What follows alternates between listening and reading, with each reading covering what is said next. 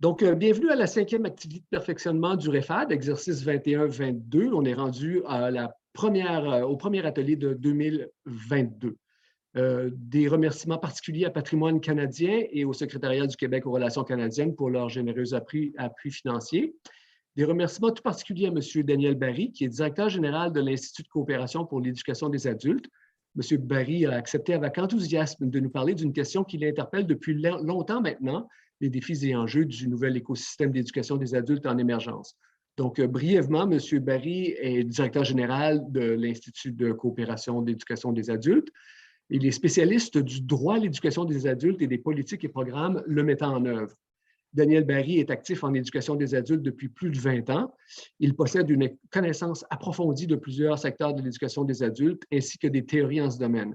M. Barry siège à plusieurs instances d'organisation en éducation des adultes au Québec, au Canada et sur la scène internationale, comme le Conseil de la Faculté de l'éducation permanente de l'Université de Montréal, le Conseil d'administration de Qualification Québec et le Conseil d'administration de l'Institut de l'UNESCO pour l'apprentissage tout au long de la vie, dont il est le président. Alors, sans plus tarder, je cède la parole à notre conférencier invité, M. Daniel Barry. Daniel, à vous. Merci beaucoup. Donnez-moi quelques secondes pour partager mon écran et vérifier si tout se passe bien. Est-ce que vous êtes en mode plein écran? Vous le voyez en mode plein écran? OK, excellent, merci. Donc, merci au REFAD pour l'invitation, puis aussi pour la séquence qui est lancée aujourd'hui de webinaire. Mon objectif aujourd'hui va être de vous partager des réflexions, des analyses, des constats que je développe depuis maintenant, au moins depuis 2015. Donc, ça fait quelques années, j'ai commencé à documenter et depuis au moins 2 ans, je me sens plus à l'aise de tirer des conclusions et de les partager dans le cadre d'événements, de conférences comme nous avons présentement. Je vais, dans cette conférence, avoir 3 idées principales. Un, mettre en évidence des tendances qui, d'après moi, transforment en profondeur le monde de l'éducation des adultes, mais plus largement le monde de l'éducation. Je vais porter dans un deuxième temps mon attention sur des modèles d'affaires en émergence qui peuvent permettre de comprendre comment des nouveaux lieux d'éducation s'organisent. Et je vais terminer pour essayer de refaire le casse-tête, remettre ensemble les morceaux du casse-tête en vous proposant des manières de penser cette nouvelle mosaïque de l'apprentissage des adultes qui se développe. Premièrement, première idée, pour moi, il y a quelques tendances de fond qui sont en train de réorganiser en profondeur l'éducation des adultes. J'identifierais en première lecture 3 grands pôles que vous allez reconnaître fort probablement. Un premier grand pôle de cette transformation-là, c'est l'explosion, l'éclatement d'une demande sociale d'apprentissage. Les adultes aujourd'hui, les individus sont soumis à des exigences de plus en plus grandes de maîtrise de compétences dans des domaines de plus en plus diversifiés, que ce soit l'analyse, que ce soit le travail d'équipe, que ce soit tout ce qu'on entre sous l'idée des compétences du 21e siècle. Les compétences en santé, depuis 2 ans, on voit comment notre capacité de gérer notre santé physique et mentale et celle de nos proches est majeure. Les compétences numériques sont sorties, les finances personnelles, etc., etc. Donc, tout ce que nos amis anglophones appellent littératie au pluriel, en santé numérique, critique, médiatique et compagnie, on est maintenant soumis à une pression constante. Et pour moi, c'est là qu'on trouve le vrai sens d'une société du savoir. Non pas une société de hardware ou de software ou de la grande technologie, mais une société qui carbure et qui repose sur des niveaux élevés de compétences et de capacités des individus. Je ne toucherai pas à ce pôle dans le cadre de ma conférence. Le deuxième pôle que je vais traiter un peu plus abondamment, qui est cette multiplicité et cette diversité des lieux d'apprentissage, des lieux de formation.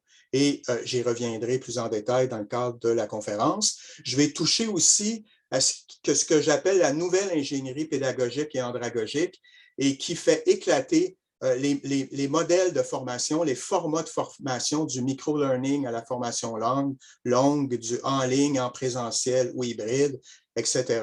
Et j'y reviendrai. Vous allez voir là aussi, il y a une progression, une diversification importante qui rebase complètement nos modèles pédagogiques et andragogiques. Ma conférence va être au croisement du pôle 2 et du pôle 3. Donc, de la multiplication des lieux et de la diversification des approches andragogiques. Et je vais focaliser sur les plateformes numériques privées en particulier d'éducation et de formation. J'observe depuis quelques années, là, je suis tout le temps c'est un work in progress, c'est l'identification de tendances. J'observe 4 grandes tendances du développement des plateformes numériques présentement. Premièrement, la multiplication des plateformes numériques. Je vais illustrer ce point tout à l'heure. La segmentation de l'offre de services, ça c'est important parce qu'il y a des créneaux qui sont développés, il y a des plateformes qui vont se nicher dans certains de ces créneaux-là et qui n'offriront pas la totalité des services ou qui parfois n'offriront même pas de la formation. J'y reviendrai. La diversification des formats d'activité d'éducation et des stratégies andragogiques. J'illustrerai par un petit schéma là, cette diversification-là. Et au total, le jeu de ces 3 grandes tendances-là fait en sorte qu'il y a une très grande complexification des dispositifs d'éducation présentement et l'écosystème lui-même et l'émergence de cette complexification-là et du spectre très, très large des possibilités éducatives. On ne part pas de rien. Ce qu'on voit présentement reprend ses racines dans les années 80, sans entrer dans tout le détail de ces tendances que vous pourrez, dont vous pourrez prendre connaissance à l'aide du PowerPoint qui sera partagé. Les ordinateurs portables, les ordinateurs personnels remontent aux années 80 et déjà là, il y avait des réflexions sur l'apprentissage assisté par l'ordinateur. On voyait même des tuteurs informatiques apparaître et l'ingénierie de la formation commençait à ce moment-là à développer ces modèles comme le modèle ADI, qui est un modèle de base. Donc, ce qu'on voit présentement est le résultat de travaux de plusieurs années, de travaux conceptuels, de travaux pédagogiques et surtout de travaux technologiques. Dans les années 90, l'ordinateur personnel a pris le dessus et l'Internet apparaissait. Donc, on voit là émerger notre environnement qu'on connaît bien. Les premiers cours sur le web ont été donnés. Une industrie de l'apprentissage est apparue et des développements dans la continuité de ce qui avait été mis au jeu dans les années 80 ont continué de se faire. Années 2000 et 2010, là, on est vraiment dans ce que je vais présenter dans la suite de la conférence. Vraiment, les technologies de l'apprentissage ont créé une capacité qui est maintenant la source d'une très, très grande créativité dans les moyens d'éducation.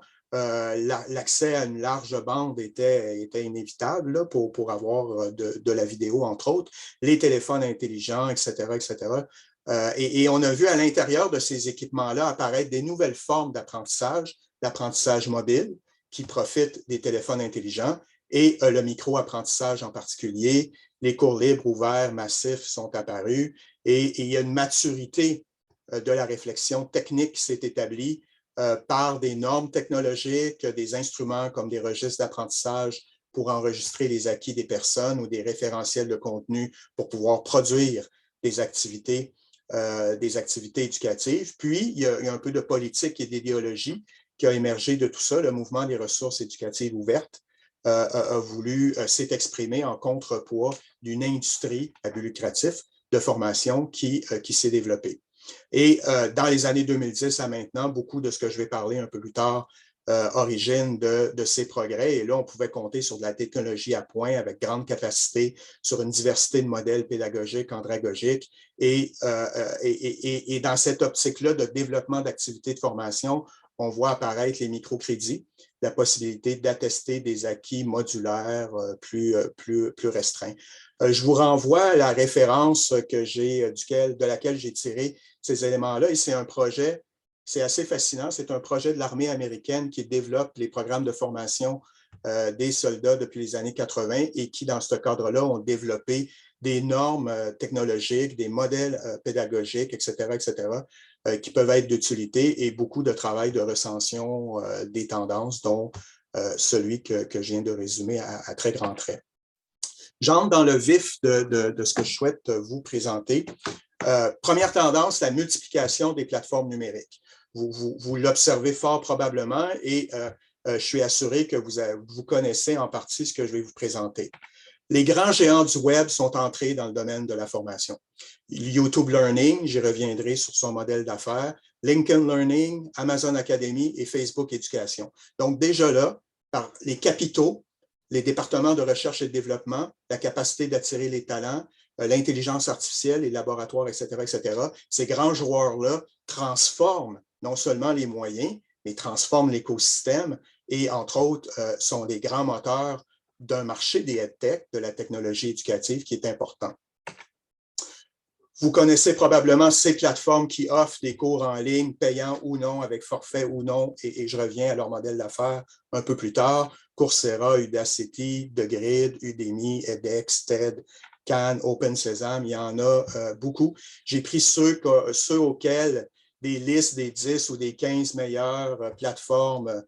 J'ai pris les plateformes qui revenaient le plus fréquemment dans ces listes de top 10 pour illustrer des lieux de formation, des plateformes un peu plus connues.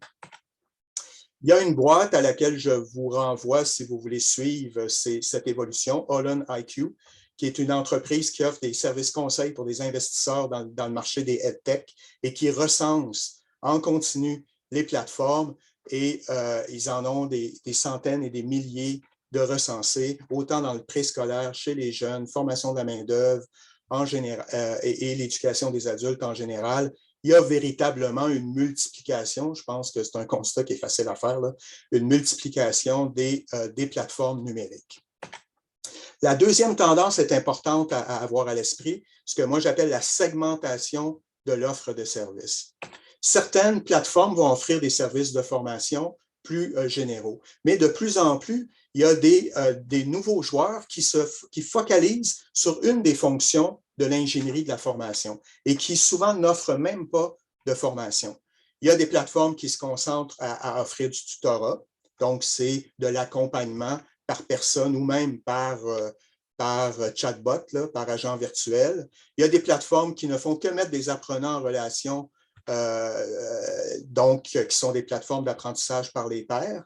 Donc, ils n'offrent pas de formation. Il y a des domaines d'études, il y a des cycles de cours quand c'est associé à des programmes scolaires. Et les apprenants eux-mêmes, s'ils ont une question, se loguent sur le site du cours, posent la question, puis sur le modèle Facebook ou réseaux sociaux, il y a des apprenants qui s'aident. C'est la vieille idée d'un étudiant aide un étudiant, mais démultiplié avec les capacités du numérique. Vous connaissez peut-être tout ce qui est les plateformes qui sont plus dans les badges numériques, qui sont des plateformes qui proposent des portfolios électroniques, là, si je peux reprendre cette vieille expression, qui permettent à des gens de faire valoir leurs acquis, mais qui n'offrent pas de formation, qui n'offrent pas d'accompagnement, qui ne sont que des registres des acquis dans le cadre de portfolios de type numérique. Il y a des entreprises qui se spécialisent uniquement dans la reconnaissance des acquis. Eux, ils n'offrent pas de formation, c'est des spécialistes des examens, des spécialistes des instruments d'évaluation et souvent, certaines, Credly en particulier, offrent des notes Credly que des entreprises demandent. Même si une personne a son bac ou son diplôme d'études secondaires ou de collège, l'entreprise va dire « Va me chercher quand même ta note Credly parce que j'ai confiance dans la qualité, entre guillemets, de leurs examens. J'ai confiance dans la note Credly et pour moi, ça devient un barème, comme le GED. Peut l'être pour le secondaire. Et certaines de ces plateformes vont se spécialiser dans des domaines en particulier, médecine ou autres, et offrent uniquement des services de reconnaissance des acquis, si on veut, dans un sens très, très large. Les Learning Management Systems, plusieurs sont en ressources libres, d'autres sont payants. J'y reviens tout à l'heure. Les plus connus, Moodle, que beaucoup d'établissements utilisent, Canva, Google Classroom, qui est gratuit, et j'y reviens tout à l'heure avec un focus particulier sur les systèmes d'apprentissage. Donc, vous voyez là, il y a une multiplication et des créneaux, des niches qui se développent où certaines plateformes, certaines entreprises vont aller occuper des fonctions de l'ingénierie de la formation. Troisième tendance qui est ce que j'appelle la diversification des formats et des activités. Là, j'y vais en synthèse de plus schématique. Vous connaissez tout ça autant que moi, là. Premièrement, il y a une diversité des lieux, le formel, le scolaire, le non formel, ce qui est organisé en complément du monde scolaire, et l'informel, l'apprentissage expérientiel par soi-même, par les pairs, non organisés. Deuxièmement, il y a les modalités présentielles, en ligne, hybrides. depuis 24 mois là, en ligne, tout le monde développe une expertise, une opinion, puis des pratiques organisationnelles. Mais tranquillement, pas vite, au sortir de la pandémie, je vois une certaine intelligence autour de l'hybride, une capacité de juger du plus du présentiel, du plus de en ligne, des limites de l'un et de l'autre, et de construire des dispositifs de formation en mode hybride. Tranquillement, pas vite, je vois qu'il y a une discussion là, sur ce sujet-là ici et ailleurs. Troisièmement, la durée des apprentissages. Le micro-apprentissage, c'est un secteur industriel en soi. Là. Tapez micro-learning sur Google ou Twitter, puis vous allez voir qu'il y a tout un univers de micro-learning. Il y a des activités ou des cours qui sont juste une unité, mais qui ne s'inscrivent pas de quelques heures, mais qui ne s'inscrivent pas dans un programme, puis qui est un peu plus long que le micro-apprentissage. Et les programmes, qui sont ce que vous connaissez bien dans les institutions, un parcours long qui fait le tour d'une discipline et qui offre à la personne qui le suit une compréhension très, très large d'un sujet, ce que le micro-apprentissage ne peut pas faire, sauf sur le long terme si on emboîte et empile des activités de micro-apprentissage. Et le dernier, le quatrième élément des modalités, ce que j'appelle la récurrence. Il y a des activités éphémères, un collègue qui aide un collègue à savoir comment on crée un atelier sur Zoom. C'est éphémère, ce n'est pas organisé, ça se passe, ça disparaît après la prestation.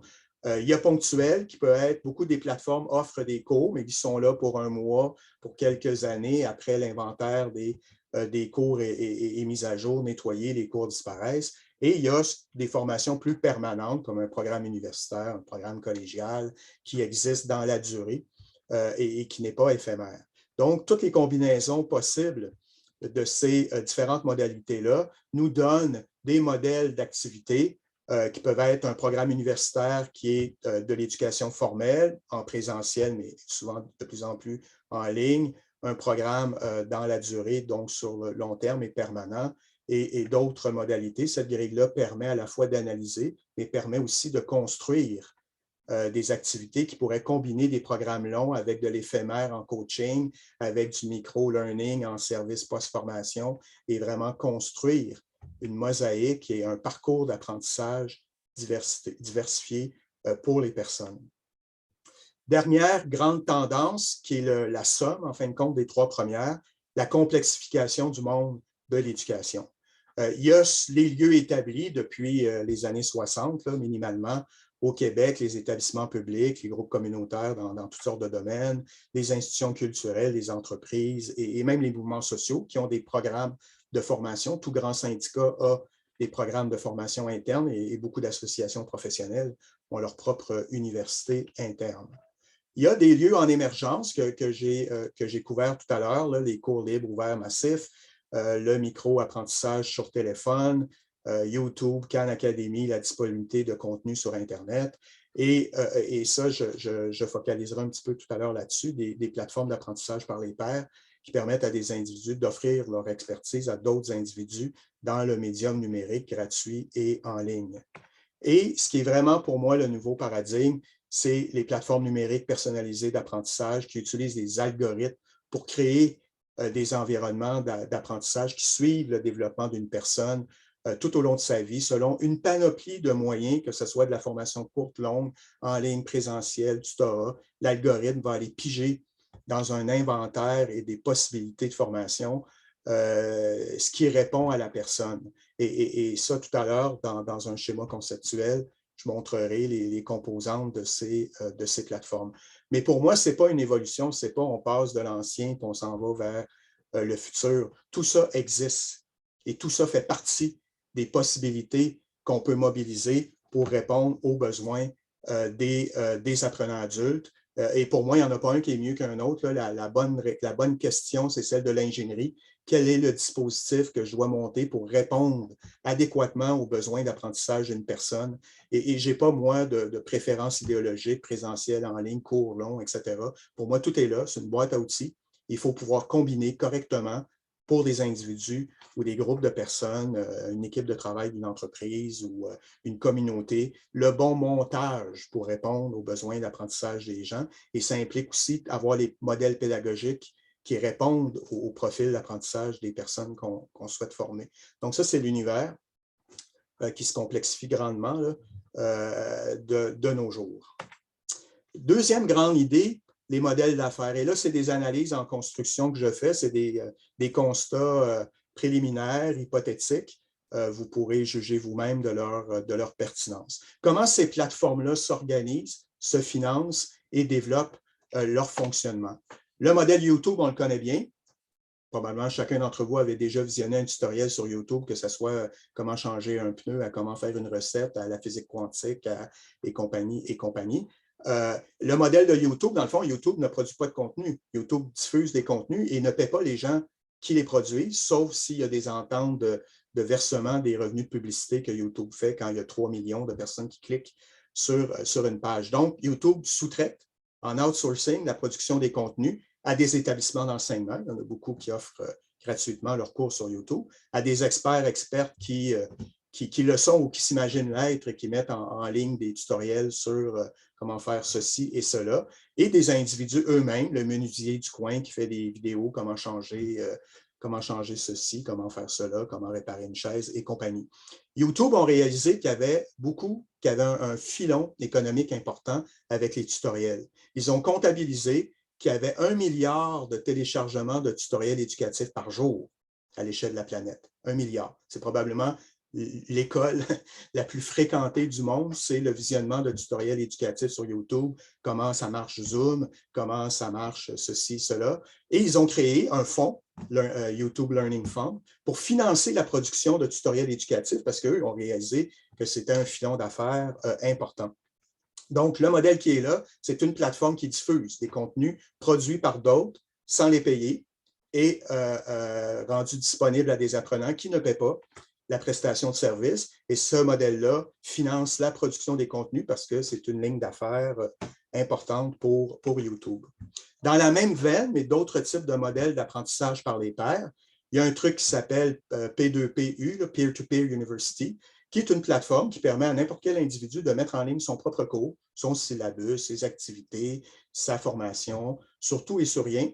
Donc, c'est des pairs et des individus qui gratuitement peuvent mettre en ligne leur syllabus et mettre leur badge numérique. Si vous êtes la personne qui offre un super bon cours sur un truc ou un autre, puis que le bouche à oreille à travers la planète fonctionne bien, vous pourriez avoir des milliers d'apprenants de partout sur la Terre qui suivent votre cours parce que votre nom est associé à une matière.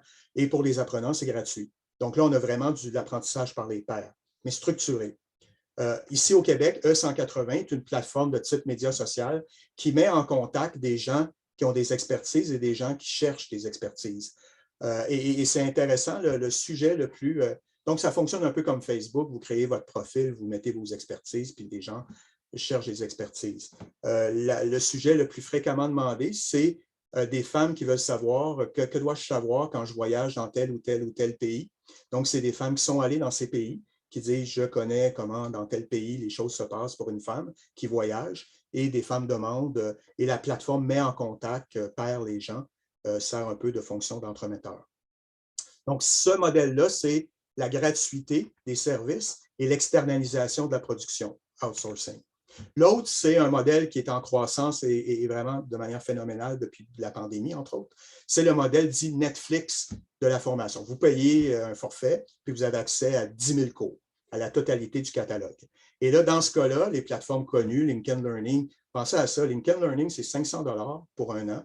C'est le prix d'un cours universitaire. Vous avez des dizaines de milliers de cours, des examens, des badges et le service de recrutement de l'autre volet de Lincoln, le média social. Donc, c'est vraiment un environnement qui est ultra compétitif à 500 $ par année. Coursera, Udemy, c'est des plateformes connues. Ces plateformes-là ont souvent non pas les enseignants. Ils peuvent avoir des experts salariés qui embauchent ou dont ils achètent, entre guillemets, l'exclusivité de service pour quelques années. Des experts sous contrat, le spécialiste d'Excel, le spécialiste de la gestion agile, le spécialiste de la psychologie en milieu de travail, ou des ententes avec des fournisseurs de services, des universités, des cégeps. Et pour l'apprenant, il y a un forfait.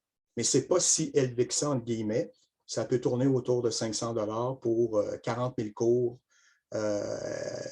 dans ces plateformes. Des forfaits d'affaires et de partenariats, la pandémie a développé un nouveau créneau. Les entreprises, dans le fond, sous-traitent tout leur programme de formation. Donc, il y a une impartition totale de la formation du personnel, donc les cours, les suivis, le coaching, etc. Et il y a un exemple assez parlant, BMO, Banque Banque de Montréal, à l'échelle internationale, ont signé une entente avec Degreed pour que la totalité des employés de la BMO, 45 000 personnes, soient abonnés à Degreed et aient accès à la totalité des cours.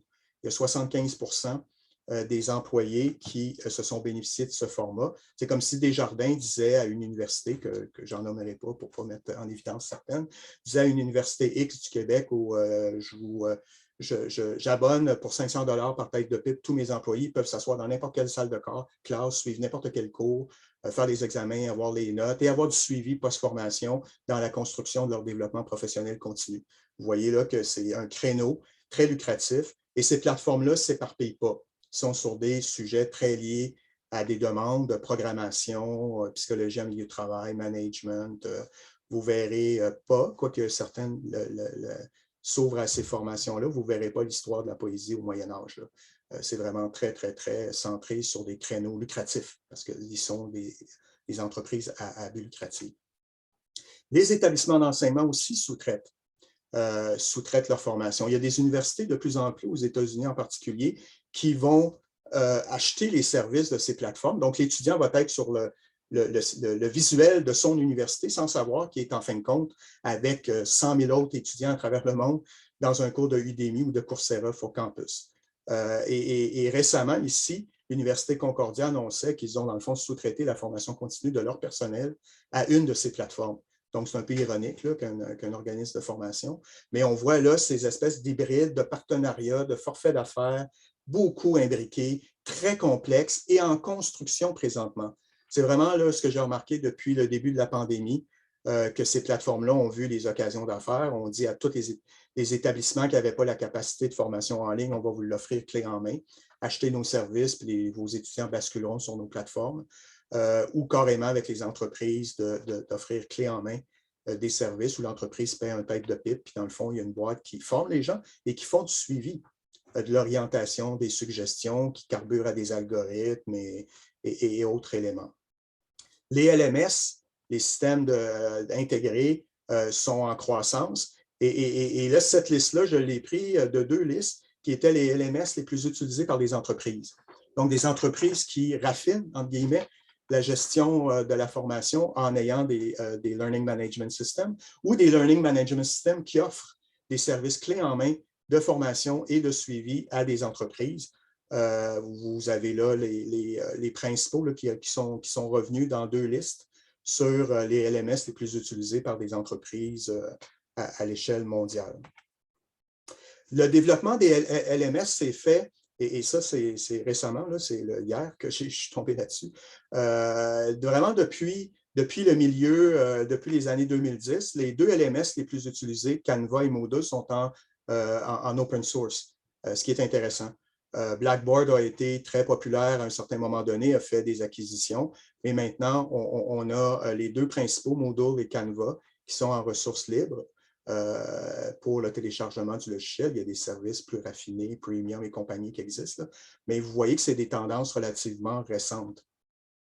Et pour toutes les entreprises en Amérique du Nord qui utilisent des LMS, Canva, Blackboard, D2L et Moodle, donc sur les quatre, il y en a deux qui sont des logiciels libres, Canva et Moodle, sont grandement utilisés. Donc là, ça pose la question, si un établissement décide d'investir dans des LMS, d'aller voir le marché, ce que les entreprises utilisent pour faire un choix éminemment stratégique. Si les entreprises sont habituées, vous connaissez la routine, quand on est familier avec un logiciel, on ne change pas de logiciel facilement. C'est déjà long les apprendre. Dernière grande idée, comment reconstruire tout ça? Et ça, c'est mon mot de tête depuis à peu près 12 mois. J'essaie de voir, bon, j'ai plongé dans un univers qui est en éclatement et plus j'approfondis, plus ça s'ajoute. Je vous partage là, certaines manières de regrouper cette information-là que je développe. Première idée, pour comprendre vraiment les développements, il faut faire éclater l'ingénierie de formation en fonctions. Certains lieux de formation vont en combiner plusieurs, d'autres vont juste prendre une niche. Et les 5 principales fonctions qu'on voit dans les LMS, entre autres, c'est un inventaire d'activités d'apprentissage en soi. Il y en a qui font que ça. C'est des spécialistes de contenu, ils développent du contenu, ils l'offrent. Ils ne l'enseignent pas, ils ne font pas de programme, rien. C'est dans le fond les professeurs à l'université, l'inventaire de contenu est dans leur tête, puis les programmes, les syllabus, les curriculums, c'est un peu la version papier, entre guillemets, ou informatique d'un inventaire d'apprentissage, mais les entrepôts d'objets d'apprentissage maintenant peuvent exister en soi. La plateforme de formation, c'est le moyen utilisé pour diffuser. Ce n'est pas juste en ligne, une salle de classe, c'est une plateforme de diffusion. L'enseignant qui donne son cours en présentiel, c'est une modalité de plateforme de diffusion. Vous avez vu tout à l'heure, YouTube n'est qu'une plateforme de formation, n'a pas d'inventaire d'activités d'apprentissage, le sous-traite, l'impartit à des formateurs. Un système d'évaluation des acquis, tout ce qui est les badges numériques, ça existe en soi. Dans le modèle en présentiel, c'est le prof qui évalue les acquis, qui certifie les acquis des gens. Et ça, c'est une fonction en soi, puis c'est même une industrie maintenant. J'y reviens tout à l'heure sur un développement assez fascinant qui s'est produit cette semaine dans ce domaine. Et ce qui est important et qui est sous-estimé, c'est les gestionnaires des parcours d'apprentissage. Les environnements personnalisés d'apprentissage grâce aux algorithmes offrent un service assez sophistiqué de suivi des gens. On connaît ça, hein? Vous écoutez des films sur Netflix, comme par hasard, Netflix vous recommande des films qui semblent vous intéresser. C'est le même mécanisme qui est utilisé pour l'apprentissage. On vous refile des contenus qui semblent être ceux qui vous intéressent. Et les LMS permettent de combiner tout ça dans un système intégré qui va des objets d'apprentissage, les moyens de les diffuser au profit des personnes, comment on atteste les acquis, puis comment on fait des recommandations et des suggestions pour la suite des choses, la suite des choses, et comment ces systèmes-là sont enracinés dans la réalité des milieux de vie des personnes. Donc, c'est des fonctions qu'un même lieu peut combiner, mais qui peuvent donner lieu aussi à des créneaux, des entreprises, des niches différentes. Ça, c'est ma synthèse. Je me suis posé la question, est-ce qu'il y a un nouveau paradigme? Est-ce qu'on peut prétendre, que ce soit pompeusement ou non, qu'on assiste à un basculement, un point de bascule et un nouveau paradigme? J'ai mis ensemble 5 grands modèles qu'on peut combiner qui nous permettent de penser tout ça puis de faire du sens. Le premier, c'est qu'on peut penser la diversité de la vie des gens puis leur parcours éducatif à l'aide du concept de biographie éducative. Je n'en ferai pas l'exposé.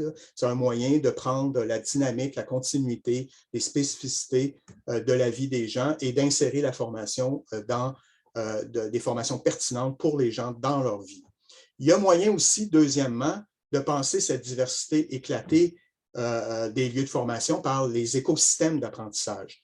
Ce n'est pas encore courant, mais vous pouvez voir quelques braves qui se risquent à faire des cartographies des lieux d'apprentissage pour penser les écosystèmes. Les écosystèmes, ce qui est intéressant, ce n'est pas juste une carte, c'est les liens entre les lieux, les liens de complémentarité, de concurrence, de compétition, etc., etc.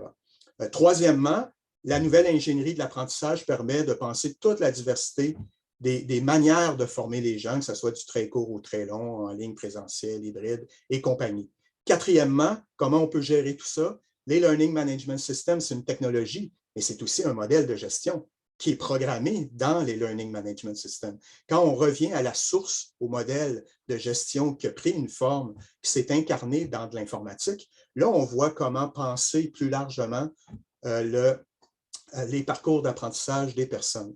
Et ce qui est la clé de voûte de tout ça pour moi, c'est le concept d'environnement personnalisé d'apprentissage qui permet de dire, bien ancré dans la vie des gens, on peut choisir les lieux de formation adaptés et les modèles pédagogiques et andragogiques adaptés dans une gestion de la continuité des apprentissages et juste intégrer cet éclatement-là dans une réponse personnalisée, adaptée aux personnes ou aux groupes aussi. Là, une collectivité peut être une personne morale ou autre. Et vous avez là une manière, de manière très abstraite, d'essayer d'articuler les morceaux du puzzle. Je termine rapidement sur quelques grands constats. Les grands défis, présentement, il faut répondre à des parcours sinueux. Ça, vous connaissez ça, là, les formations des jeunes, puis on travaille, puis la retraite, ça n'existe juste plus. Ça crée une grande complexité quand on rentre dans la biographie éducative des gens, où ils feront des petits bouts de formation, sont disponibles le samedi après-midi, puis etc., etc. Il y a beaucoup de modèles qui sont recensés de plus en plus, puis qui offrent qui se développent, là, puis qui sont recensés et thématisés, qui permettent de penser les différentes fonctions qu'une institution d'enseignement peut jouer. Et je les survole rapidement là, à l'aide du PowerPoint et des sources, vous pourrez approfondir. Les diffuseurs de contenu, YouTube en est le modèle. Les curateurs d'expérience qui offrent stages, apprentissage par problème en milieu réel, cours en ligne, mentorat, tutorat, qui offrent une expérience qui dépasse une modalité.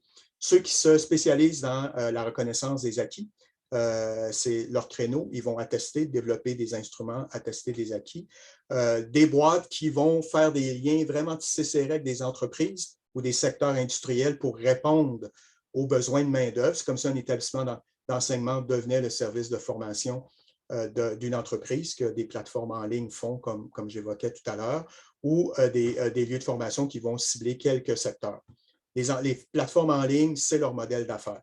Ils ne vont pas s'éparpiller, ils vont choisir certains secteurs.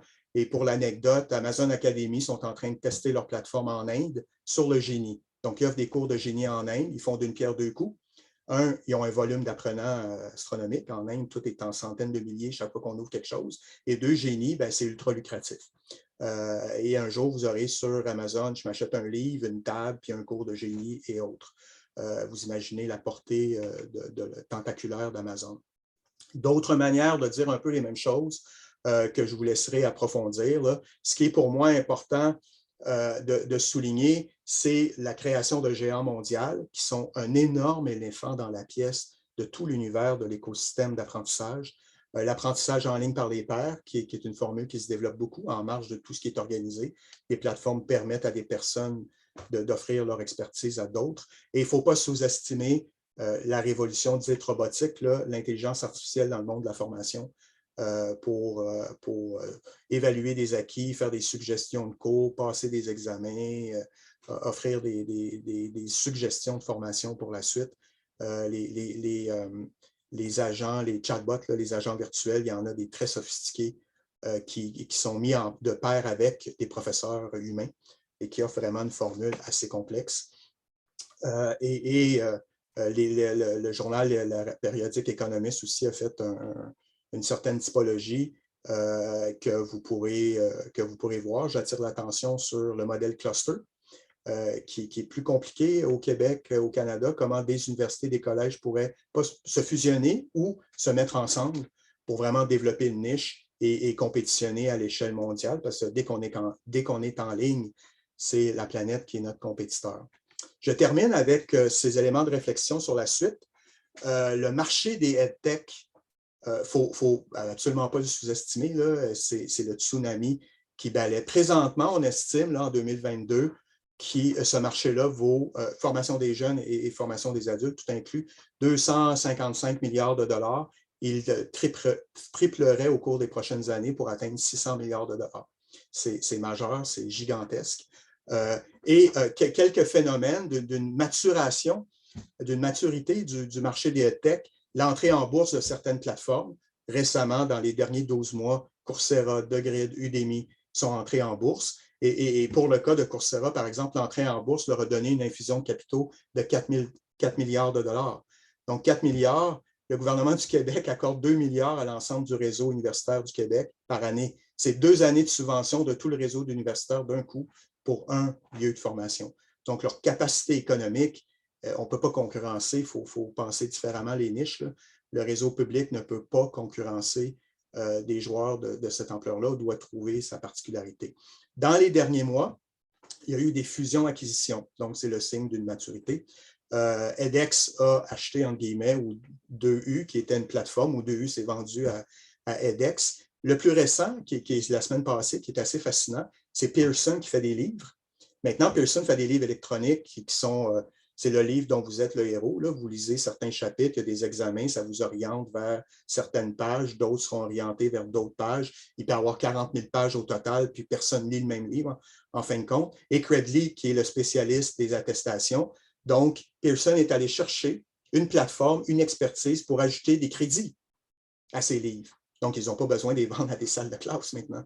Et le livre lui-même va être une activité de formation et il va pouvoir donner lieu, au lieu de l'avoir lu puis dire « j'ai lu ce livre-là », ben, la personne aura des crédits, des attestations, des micro-certifications et une note Credly. Donc, c'est assez structurant. L'autre modèle, et je termine là-dessus, qui répond à l'idée, en anglais, ils disent « training in the flow of work », c'est de mettre l'apprentissage dans le flow du travail, dans les postes de travail, pas faire que la personne se déplace pour se former, mais que la formation rentre dans son poste. Et 2 exemples, DeGrid et Team ont signé une entente où, dans votre team, dans les onglets en haut, vous allez avoir le catalogue de DeGrid au complet. Ça veut dire à l'intérieur même de Teams, vous pourrez choisir des cours puis les suivre quand vous avez 15-20 minutes pendant votre travail. L'autre modèle, et peut-être ce qui est l'avenir, edX, c'est Microsoft Viva, c'est comme 365, mais une version adaptée aux entreprises. Dedans, il y a des logiciels de GRH, la paie, etc. Et edX a signé une entente avec Microsoft Viva pour intégrer un algorithme dans Teams qui fait en sorte que quand les équipes travaillent ou se parlent, si quelqu'un dit « je ne sais pas comment cela fonctionne », l'algorithme va faire apparaître des choix de cours. Donc, l'analyse du besoin va se faire par un algorithme qui analyse les échanges verbaux entre les personnes et des suggestions de cours vont apparaître dans le team pendant que la personne est en train de se parler. Donc là, vous avez comment le marché privé, les boîtes numériques sont en train de se consolider, de faire des joint ventures pour réussir à offrir un service de formation en entreprise, dans le poste de travail, par des instruments largement utilisés par les personnes. Et vous avez là un compétiteur, pour ceux qui sont des établissements d'enseignement costauds, et qui pose comme défi quelle est la valeur ajoutée d'un établissement public, du présentiel ou de grandes structures dans cet univers, et comment tirer profit des moyens qui existent, soit pédagogiques, soit technologiques, mais comment aussi décider du créneau qu'on souhaite occuper pour aller sur ces terrains de micro-learning dans le cours du travail. Les différentes références pour aller plus loin quand je partagerai avec Robert et l'équipe le PowerPoint. Donc voilà, en à peu près 45 minutes bien concentrées. En rafale, désolé, mon but était de vous donner un panorama pour montrer les possibles, puis montrer aussi l'ampleur des défis d'orientation stratégique qui se posent à tout le monde, en fin de compte, dans le monde de l'éducation, du préscolaire jusqu'à l'université et bien au-delà. Daniel, merci infiniment. C'était littéralement fascinant. Daniel m'a dit, quand on préparait cette séance-ci, que ça fait des années qu'il a réfléchi à ça, qu'il accumule les sources. Donc, vous avez pu le voir en temps réel aujourd'hui. Droit de réponse et puis exercice de réflexion sur le coup par Denis Sirois, qui est directeur général de la Société de formation à distance des commissions scolaires du Québec. Denis, en 3 minutes, en n'oubliant pas d'activer ton micro. C'est un beau défi que tu m'as confié, Robert, cette semaine, de parler après quelqu'un d'aussi éloquent que ça et aussi documenté. Écoutez, pendant que j'écoutais Daniel, je me disais, bon, la SOFAD, on est exactement au cœur de ces enjeux-là. Notre budget annuel, c'est 6 millions, fait que vous comprendrez que sur 245 milliards ou 600 milliards présentement, on est une goutte d'eau. Plusieurs réflexions me sont venues à l'esprit. Il y a quelques années, je travaillais en développement local et j'étais étonné du nombre d'étudiants à l'ETS qui, comme ingénieurs, allaient lancer des entreprises dans le domaine de la formation. Ça, j'étais flabbergasté à chaque fois. Et ils venaient nous voir pour du financement, mais ils ne cherchaient pas 200 000 ou 300 000. Ces gars-là et ces filles-là cherchaient à faire du financement, c'est-à-dire partir en ronde de financement, donc avoir des capitaux devant eux, pas simplement des prêts. Les premières diapositives m'ont fait penser à Edgar Morin, qui en 1967 a publié la méthode où il parlait de l'hypercomplexité. Et tout ce que tu as décrit, Daniel, m'a fait beaucoup penser à de l'hypercomplexité. Ceci qui influence ceci, qui influence ceci, puis à la fin, ben, tout ça fait que les phénomènes que tu as décrits s'influencent mutuellement et créent quelque chose de beaucoup plus complexe que simplement la somme des parties. Ça me fait aussi penser qu'on ne devrait pas parler de formation à distance, mais des formations à distance, de la même manière qu'on ne devrait plus parler de la formation des adultes, mais des formations des adultes. Il y a tellement de modes pour le faire maintenant que le singulier devrait laisser la place au pluriel. L'arrivée diversifiée et accélérée de nouveaux modèles d'affaires, écoutez, nous, on le vit. Au Québec seulement, il y a au moins 2 modèles qui sont apparus récemment. Un qui est une petite entreprise, mais derrière laquelle il y a des fonds d'investissement importants, dont la BDC, dont le Fonds de solidarité au TQ. Et ils disposent de fonds importants, puis ils ont fait des choses de façon ultra rapide avec énormément de moyens. Je pense aussi au Québec, présentement, il y a une entreprise qui est venue de France et qui fait littéralement du dumping sur le marché de ressources destinées aux adultes afin de les qualifier pour entrer soit au cégep, soit à l'université. Et c'est carrément du dumping. Il y a là une tendance, quand on regarde aussi l'Académie Cannes, toutes les entreprises que tu as nommées, on voit bien qu'il y a une tendance à chercher la monétisation, hein, donc à donner de la valeur aux capitaux. Et ça, c'est jamais vu dans l'histoire de la transmission des savoirs. Ça a tout été vu comme quelque chose qui relevait du domaine public, les écoles privées étant relativement récentes. Et ça a tout le temps été vu comme quelque chose, la transmission du savoir, qui se faisait, entre guillemets, gratuitement, par générosité. Alors que présentement, on voit bien qu'il y a une manière de monétiser ça de façon très efficace. Ce qui soulève évidemment le discours du privé versus le public. Ce qui soulève aussi, tantôt tu as parlé de la société du savoir, mais ça soulève aussi de la propriété de la société du savoir. À un moment donné, quand la bourse est née dans les années 1800, on s'est rapidement aperçu que les entreprises, une poignée d'entreprises allaient rapidement devenir propriétaires des capitaux. Aujourd'hui, la question se pose, est-ce qu'on va voir un certain nombre de restreints d'entreprises devenir propriétaires de la société du savoir et donc capables d'influencer quels savoirs sont transmis, quels savoirs ne sont pas transmis? J'ai bien aimé la mosaïque que tu proposes à la fin, les fonctions de base associées à ce que j'appellerais l'équilibre vie privée et vie professionnelle, vie au travail. Ça soulève des enjeux de cybersécurité, évidemment, de protection des renseignements personnels. Notre vie va être là, mais au-delà de notre numéro d'assurance sociale qu'on garde tous jalousement, ça veut aussi dire qu'une entreprise qui va souscrire à tous ces services-là va carrément avoir en tout temps, en temps réel, un portrait exact des savoirs, des compétences et des non-savoirs et des incompétences de chacun de ses employés. Donc, entre guillemets, la disqualification va être aussi présente que la qualification des gens.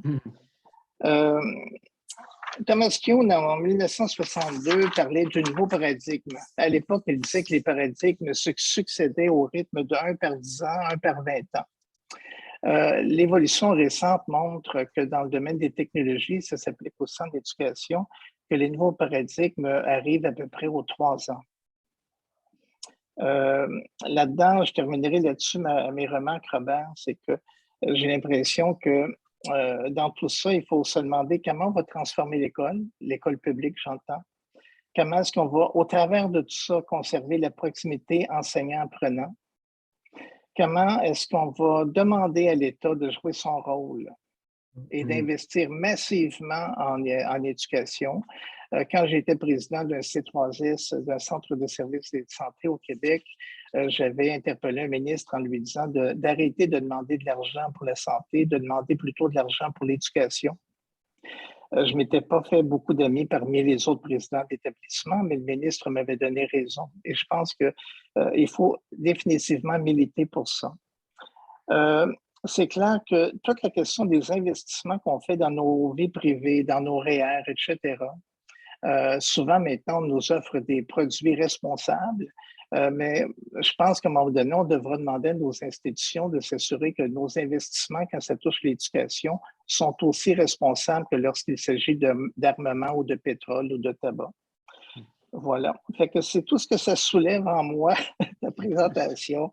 Et j'aurais aimé qu'elle dure encore plus longtemps parce que j'ai beaucoup, beaucoup de questions. Je te remercie beaucoup des propos que tu as tenus. Merci, Denis. Le défi est relevé avec brio, puis tu termines sur quelques questions.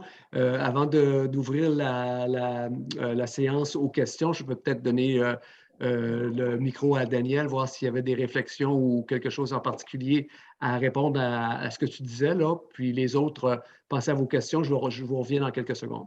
Je suis tout à fait. C'est plus qu'un commentaire que Denis a fait, c'est un complément.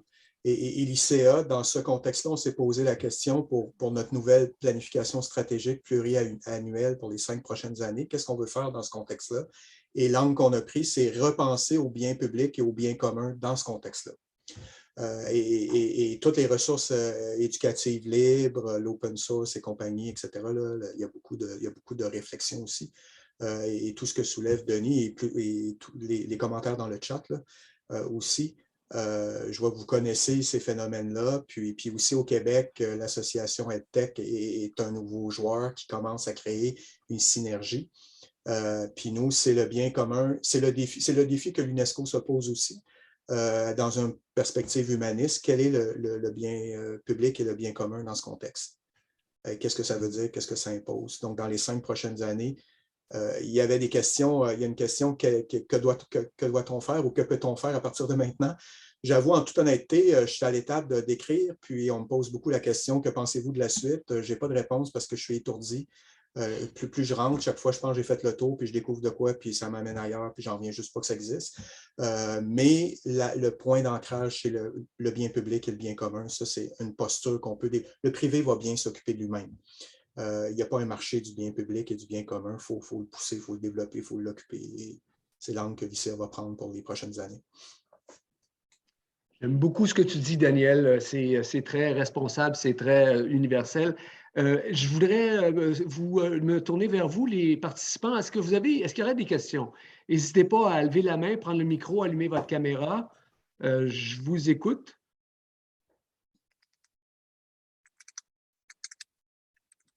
Je n'ai pas vu de questions encore. Daniel, juste rapidement, quelle est, d'après toi, excusez-moi, alors je vais me taire, j'ai une question de la part de la BAM 01. Donc, c'est pour ça qu'on vous demande de vous présenter parce qu'on a des drôles de noms d'écran, mais merci à tous ceux qui l'ont fait là.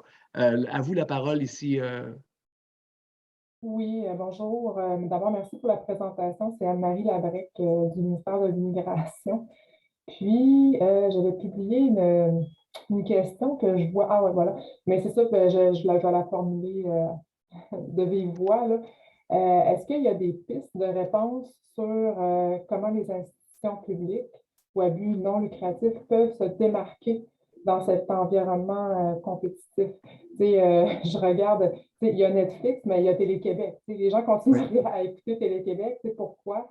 C'est ça. Moi, j'aimerais ça. Vous en avez parlé, on peut se distinguer comment, à votre avis? Merci. Ma réponse, c'est à la fois une réponse, puis un éditorial, puis une posture, puis etc. Donc, je ne la propose pas comme une recommandation.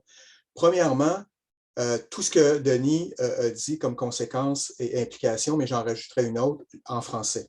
Ces plateformes-là, c'est en anglais. Et de plus en plus, la technologie permet de faire de la traduction simultanée. On aurait pu avoir en sous-titres en anglais notre séance. Là. Zoom le permet, c'est un sous-titrage automatique dans la langue de son choix. Donc, en français, là, il y a une mission plus fondamentale du Québec et du Canada francophone. Et du REFAD pour le F, c'est le bout français du REFAD en particulier.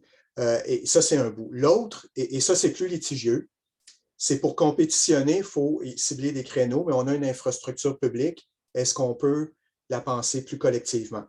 C'est en mettant ensemble les forces qu'on peut concurrencer ces grands réseaux-là, mais présentement, on est éparpillé, chaque université a son service de formation continue, et en plus, on en a dédié à ça, au Québec, TÉLUQ, la SOFAD, les cégeps à distance, et chaque établissement le fait. Télé-Québec, c'est un très bon exemple parce que les plateformes plus interactives, ludiques et compagnie, dans sa mission historique, là, qui existe depuis sa fondation éducative, Télé-Québec investit. Mais si on s'éparpille, on s'éparpille, on va diluer des capitaux qu'on n'a pas, puis si on les met ensemble, on va peut-être pouvoir faire de quoi. Puis dernier élément à ma réponse, l'expertise, on est la mecque des jeux vidéo, la mecque de l'intelligence artificielle. On n'a même pas besoin d'importer d'un autre pays une expertise. Mila est dans les campus, puis les jeux vidéo sont ici même. Là, je suis au Québec, là, il y a les autres provinces, je suis moins familier avec les économies particulières des autres provinces, mais au Québec, avec Mila et avec l'industrie du jeu vidéo, la génération d'experts, on n'a même pas besoin de demander à des gens d'un autre pays de venir ici. On a juste à aller frapper à leur porte. Ils sont au bout du corridor ou au bout de la rue. Et ça, là, ça demande une vision systémique des institutions publiques et de l'ensemble des ressources, programmation, pédagogie, offre de formation. Et la pensée réseau est en soi un choix, un litige complexe, je ne sais pas comment le qualifier, là, mais mes observations du monde scolaire ici et ailleurs, c'est que chaque établissement fait son bout de chemin, mais personne n'a les capitaux pour concurrencer. Donc, ça sera ou bien des réflexions de niche, chaque établissement peut faire ses niches, se concurrencer, ou bien un jour de mettre tout sur la table et de penser plus globalement nos capacités en français public d'offrir de la formation dans ces nouveaux modèles. Mais en toute transparence, je considère que c'est une opinion, ce que j'ai dit, que ce n'est pas une recommandation. C'est très pertinent. Hein? La question du français, Daniel, tu l'as mentionné, on fragmente le marché puis on s'adresse complètement à un autre segment en pensant au français. Donc, je pense que c'est très important. Madame Boursier de la SOFAD, aviez-vous une question? Non, vous ne l'avez plus, d'accord. Donc, écoutez, il est 13 heures au Québec et sur votre fuseau horaire, je ne sais pas, mais on va terminer ça là en vous disant que ce que Daniel vient de semer aujourd'hui, on va l'explorer beaucoup plus en détail parce que vous avez vu que ce n'est qu'un sommaire. La question et toutes les problématiques que Daniel soulève, autant pour les établissements d'enseignement qui sont établis que pour les apprenants, ça se pose vraiment. Et il y a beaucoup d'acteurs qui sont importants maintenant qui peut-être disparaîtront dans les prochaines années justement à cause de cette complexification du marché et du potentiel incroyable du numérique. Donc, je vous invite à vous inscrire aux causeries. Je vous remercie d'avoir été présent aujourd'hui. Des merci tout particuliers à Daniel pour cette présentation qui était tout à fait fascinante. Et puis, Jacques, Daniel et Olivier accueilleront leurs invités durant nos causeries, dont la première aura lieu le 4 mars et à laquelle vous êtes tous invités. Alors, à tout le monde, une bonne fin de journée et merci d'avoir été là aujourd'hui. Au revoir. Merci, Daniel. Salut, au plaisir. Au plaisir.